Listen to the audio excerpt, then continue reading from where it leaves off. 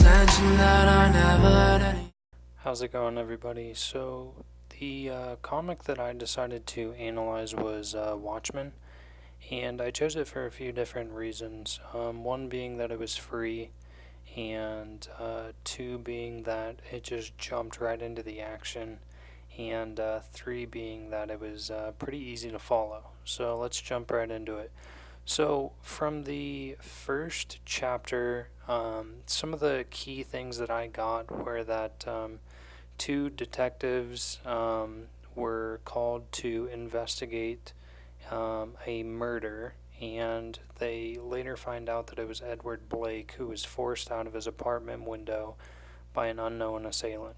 So, in the first page, we can see that there's blood all over the sidewalk down below his apartment, and then we later see in the seventh pane on the first page this police detective looking down at the sidewalk where the blood splatter is.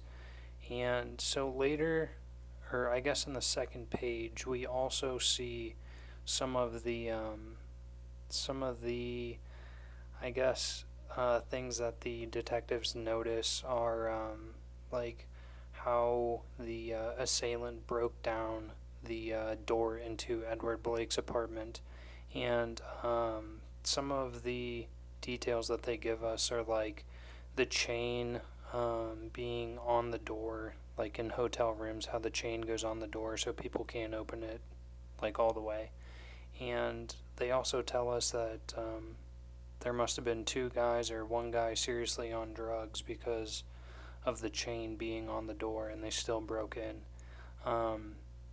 So it's pretty crazy to see like all the details that the author give us, and also like the illustrations in this thing are just crazy. I find it so like the attention to detail is pretty crazy, and in all the other comics that I've read, I don't think that they're like hand drawn, and these I feel like are, because this was written in 1986.